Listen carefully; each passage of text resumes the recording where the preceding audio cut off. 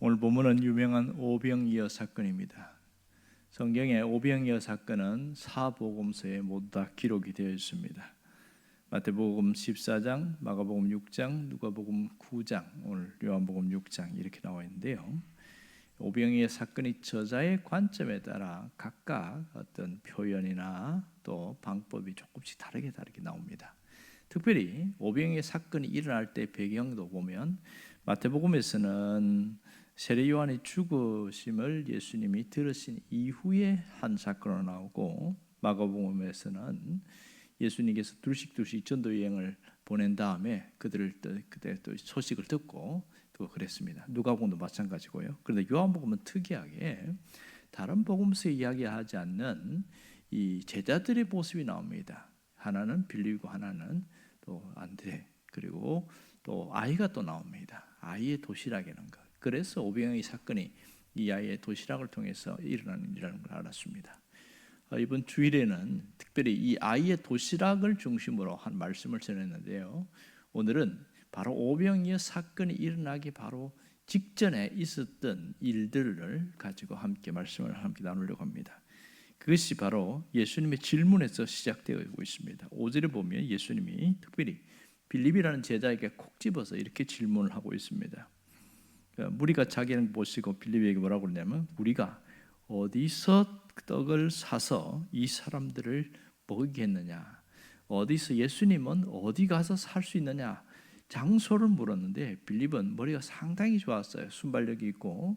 그래서 이 사람들에게 먹으려면 어떻게 해야 되는가 방법까지도 이야기를 하고 또 얼마의 돈이 드는가를 얘기를 하고 있습니다. 그런데 자, 이 상황이 보면 여기서는 상황 설명이 조금 부족하지만 특히 마가복음 보면 자세하게 나와 있는데, 이 상황이 하루 종일 이들이 예수님 말씀을 들었고 해가 기울어서 이제 저녁이 어두워지는 그런 상황이었다, 그런 얘기를 합니다. 그때 빌립이 즉시 사람들의 숫자를 쫙 세보고, 그리고 한 사람당 먹을 수 있는 분량이 얼마일까 계산을 딱 두드려 봅니다. 그랬더니 7절에 이렇게 이야기하지요. 빌립이 대답하되 각 사람으로 조금씩 받게 할지라도 200데나리온 떡이 부족하리이다.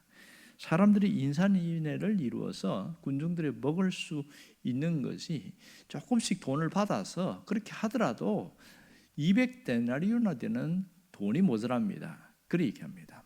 그리고 또 하나의 문제는 지금 이 베세다 빈들에서 먹을 것을 구할 수 있는 곳이 없습니다. 이 부분까지 포함되어 있는데 성경에 그거는 빠져 있어요. 그러니까 이 사람들을, 이 빌립이 이렇게 이야기한 건 뭐냐면 빨리 돌려보내야 됩니다. 그 얘기거든요. 마가복음 6장에 보면 실제 그 얘기가 나옵니다. 어떤 제자가 이야기하는데, 아마도 제가 볼 땐 빌립이라고 생각됩니다만은, 무리를 보내어 두루 촌과 마을로 가서 무엇을 사 먹게 하소서, 이렇게 이야기합니다. 우리가 지금 할 수 있는 게 없으니까 사 먹게 해달라. 상당히 상식적이고 올바른 판단을 내린 것이지요. 그런데 예수님의 반응이 좀 이상합니다. 빌립을 칭찬하지 않았어요. 아무 말도 하지 않고 있습니다. 오히려 빌립의 반응에 불편해하시는 그런 모습들이 나옵니다. 그것을 어떻게 알 수 있냐면 6절 하반절에 보면 빌립을 시험하고자 했다, 이렇게 이야기합니다. 사실 빌립이 잘못한 게 하나도 없는데 우리는 이 빌립이 상당히 잘못한 것처럼 그렇게 알고 있습니다. 분명한 것은 예수님이 질문을 했을 때 그는 상식적이고 논리적이고 현실적으로 반응을 해서 얘기를 했을 뿐입니다. 그러니까 계산도 참 잘했고 모든 것을 봤을 때 빌립은 참 정상적인 부분인데요. 그런데 사람들이 빌립에 대해서 부정적인 얘기를 하는 이유가 뭘까요? 그가 모든 것을 사랑하는데 잘했는데 신앙의 영역에 와서 보니까 빌립이 하는 말이 조금 이제 문제가 있지 않나, 이렇게 보는 것이죠. 신앙의 시각에서 보면 기적이 일어나는 데는 빌립과 같은 그런 태도, 그런 반응으로는 나타나지 않더라, 그런 얘기를 하는 겁니다. 자, 빌립은 뭘 봤어요? 문제를 보았습니다. 상황을 보았어요. 그래서 사람들을 보았죠. 그리고 인산인해 속에 아무것도 없는 빈들을 보았습니다. 근데 보지 못한 게 뭘까요? 예수님을 보지 못했습니다. 떡 살 곳이 없다는 것만 봤지 이것을 해결할 수 있는 예수님은 자기 눈에 들어오지 않았다는 겁니다. 이게 문제였어요. 우리도 보면 빌립과 같은 모습이 나타날 때가 많습니다. 보면 문제가 생기고 어려움이 생기면 당장 상황이 보이고 현실이 보이고 환경이 보입니다. 그 자체가 잘못된 건 아닌데 빌립처럼 예수님이 안 보이는 거예요.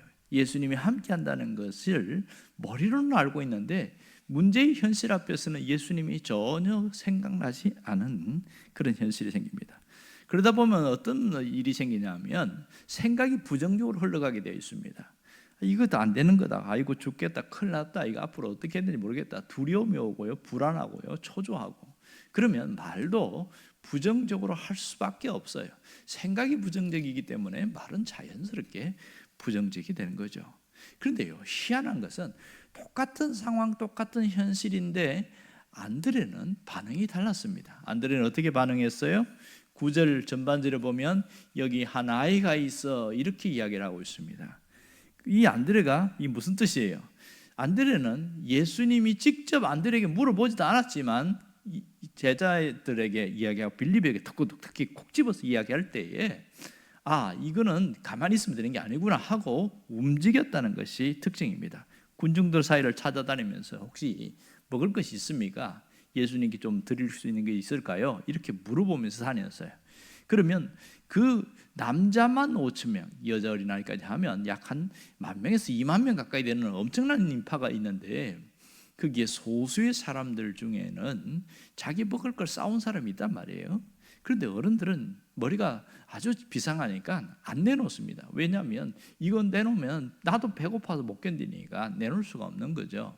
그런 상황에서 오히려 없는 척하고 있는 그런 상황에서 이 한 아이가 자기가 갖고 온 도시락을 이야기를 합니다.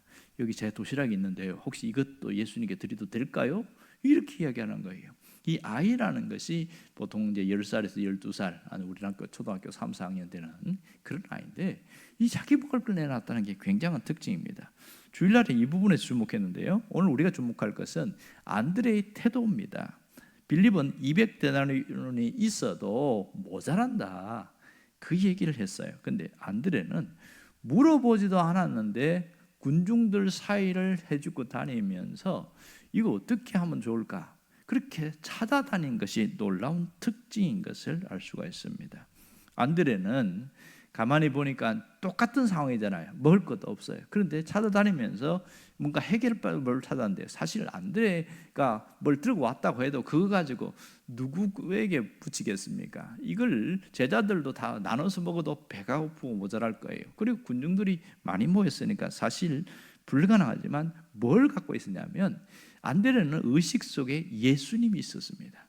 예수님이 우리와 같이 계신다는 희미한 믿음을 갖고 있었습니다. 그래서 이 어린아이가 갖고 있는 도시락을 갖고 오게 된 것이죠.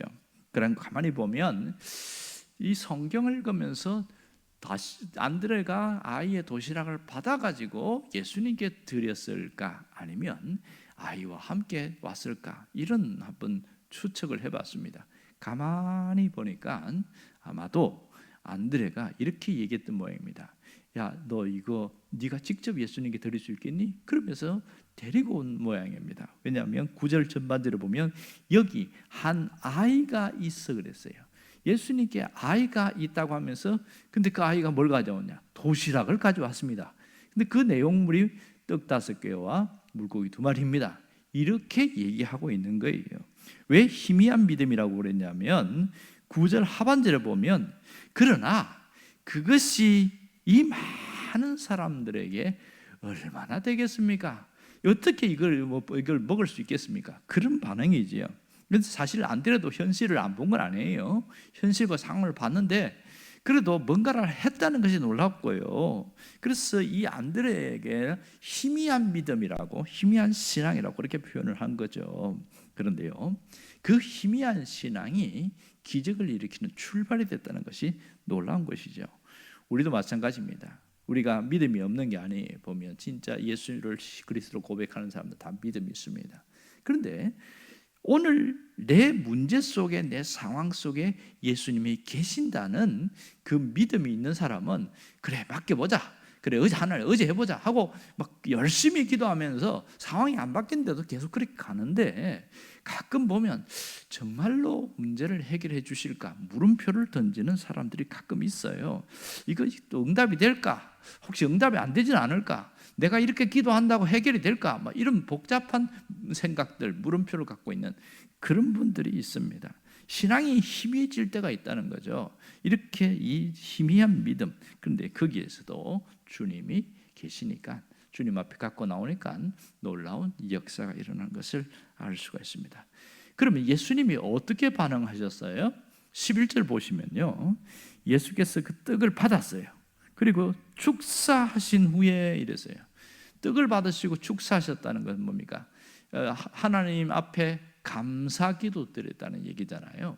그리고 하나씩 제자들에게 떼어줬고, 제자들이 그것을 또 사람들에게 나눠주고, 뭐 그런 상황이 펼쳐진 것이죠. 자, 제자들에게 나눠주는데 특이한 건 뭐냐면, 이 9절 11절에 보면 그들이 원하는 대로 주셨다 이렇게 얘기했습니다.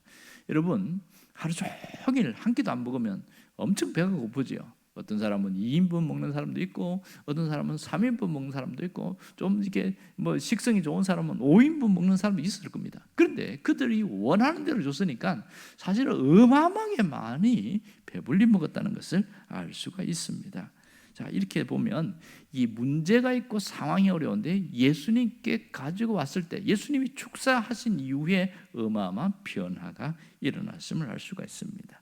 예수님이 문제의 자리에서 계시니까, 예수님이 축사하시니까 해결이 되어지는 것을 오늘 보고 있습니다. 이와 비슷한 이야기가, 주님이 계시면 해결되는 그 이야기가 똑같은 요한복음에 나오는데, 그게 요한복음 2장에 나오는 가나 혼인잔치입니다. 성경을 읽은 사람들은 가나 혼인잔치에서 어떻게 일어난지 너무나 잘 알고 있지요. 여러분 알다시피 특이한 건 뭐냐면, 예수님의 마리아, 어머니 마리아가 거기에 있었을 때에 어떤 이 잔치를 주장하는 지배인이 예수님의 어머니에게 와서 큰일 났습니다. 포도주가 떨어졌는데 어떻게 해야 될까요? 그 고민을 어머니에게 던졌어요. 그랬더니 어머니가, 예수님이 마침 계시니까 지금 포도주가 떨어졌는데 이렇게 이야기를 한 거예요. 그러면 상식적이고 정상적인 반응이 뭐예요? 아, 그래요? 그럼 제가 뭔가 해결해 보겠습니다. 이렇게 나와야 되는데 예수님의 반응이 왜 이렇게 했을까 할 정도로 특이합니다. 그건 뭐냐면, 보소서 내 때가 아직 이르지 아니했습니다 이렇게 말합니다. 오늘 성경에 보면 여자여 하는 것은 극존칭이니까 그거는 생략하고, 내 때가 이르지 않았다, 안 해주겠다는 거잖아요. 왜 이렇게 말씀하셨을까? 가만히 보니까 예수님이 공생애를 시작하면서 한 번도 이적을 행한 일이 없어요. 시작한 일이 없단 말입니다. 아직 내가 이적을 행한 일가 없습니다. 그 얘기가 내 때가 아직 이르지 않았습니다 이런 뜻이더라고요. 그런데요, 얼마의 시간이 지났을까? 그 주인에 있는 하인들을 불러서 돌 항아리에 물을 채우라고 이야기합니다. 우리가 잘 아는 대로 물을 채웠더니 그것을 떠서 갖다 주라고 했더니 어떤 일이 벌어졌어요? 어마어마한 일이 벌어졌죠. 크게 칭찬하면서 이 물이 포도주 되는 엄청난 기적의 사건을 성경을 통해서 우리는 이해하고 있습니다. 자, 주님께서 하신 일을 보면 뭔가 조금씩 하는 것이 아니라 뭔가 하나님 주님이 하실 때는 넘치도록 풍성하게 일하시는 것을 볼 수가 있습니다. 이것이 주님이 우리에게 주시는 축복의 역사입니다. 그런데요, 우리는 현실에 보면 문제가 생기면 어떻게 반응합니까? 여러분은 어떤 어려움이 생겼을 때에 어떤 반응을 하십니까? 빌립과 같은 반응을 합니까? 아니면 안드레와 같은 반응을 합니까? 신앙을 가진 사람들이 보면 어떤 문제가 생기면 두 가지 반응을 합니다. 하나는 부정적인 반응이고 하나는 긍정적인 반응입니다. 그런데요, 최근에 또 하나의 반응이 있다고 얘기를 하는 분이 있어요. 그게 뭐냐? 회색 반응이라고 말을 합니다. 긍정도 부정도 아닌 경계선상에 있는 이 회색 반응을 한다고 그럽니다. 근데 가장 다루기 힘든 사람이 누구냐? 회색 경계선에 있는 사람들이라고 말을 하고 있습니다. 말씀을 들으면 보통 아멘을 하든지 아니면 이게 거부감을 갖든지 뭐 두 가지 반응이 있거든요. 그러니까 분명히 햇빛이 비치면 그림자가 지듯이 말씀을 들었을 때에 반응이 있게 되어집니다. 물론 졸는 사람들은 반응을 하지 않게 되겠죠. 그러니까 성경에 보면 항상 부정적으로 반응하거나 긍정적으로. 그런데 또 하나의 반응이 있어요. 그게 회색 반응입니다. 그것을 어떻게 할 수 있냐면 열왕기상 17장에 보면 18장인가요? 거기에 그 엘리야와 그 사람들 450명의 선지자들, 바알 선지자들과 이 영적 대결을 하는 일들이 있습니다. 희한하지요. 제단 쌓아놓고 그것도 불도 안 지피고 우리가 신들에게 기도해서 너희는 너희의 신들을 기도하고 나는 나의 신에게 기도할 테니까 하늘에서 불이 내리게 하자. 그런 영적 대결을 하는데 그렇게 할 때 무슨 얘기냐면 그때 사람들 구경하러 그 갈멜산에 쫙 모였잖아요. 근데 그 사람들을 향하여 너희들이 선택을 해라. 그럴 때에 아무런 반응을 하지 않습니다. 그럴 때 이 엘리야가 답답해가지고 언제까지 머뭇하려고 하느냐. 하나님이 진짜 신이면 하나님을 믿고 바알이 진짜 신이면 바알을 가고 하든지 이쪽이든 저쪽에 선택해라. 그랬더니 아무 말도 하지 않았더라. 그렇습니다. 자, 이렇게 회색 어떤 반응을 하는 자들도요, 기적이 일어나는 걸 보면 순식간에 달라지게 됩니다. 그들이 하늘에서 불이 내려오는 그 사건을 봤을 때 회색 반응을 했던 그들이 갑자기 엎드려서 여호와가 신이십니다, 이렇게 하면서 변화되는 걸 봅니다. 여러분, 기적은 성경에만 있는 게 아니라 우리 삶에도 나타납니다. 오병이의 기적을 보여준 이유는 하나님은 우리의 삶의 문제와 어려움 속에 기적을 주시는 분임을 깨닫기를 원하는 것이지요. 그렇다면 하나님이 우리에게 기적을 행한다는 걸 안다면 우리가 어떻게 생각하고 어떻게 바라보고 어떻게 반응을 해야 되는가, 이것이 상당히 중요한 것이죠. 여러분, 특별히 우리가 믿음이 있다면 감각으로 살지 말고 진짜 믿음으로 살 수 있어야 합니다. 다시 말하면 현실만 보는 그런 상황에서 있지 않고 현실 너머에 계신 주님을 끝까지 바라볼 수 있어야 한다는 것이죠. 여러분, 빌립은 현실을 바라보고 상황만 바라봤기 때문에 그의 믿음으로는 기적을 일으킬 수가 없었습니다. 하지만 안드레는 똑같은 어려운 현실 속에도 뭔가를 찾았어요. 문제를 해결할 수 있는 방법을 찾았고 그것을 예수님께 갖고 왔더니 달라지는 겁니다. 조종사들, 비행기를 조종하는 조종사들에게 훈련하는 방식 중에 하나가 있는데 이런 얘기를 하는 겁니다.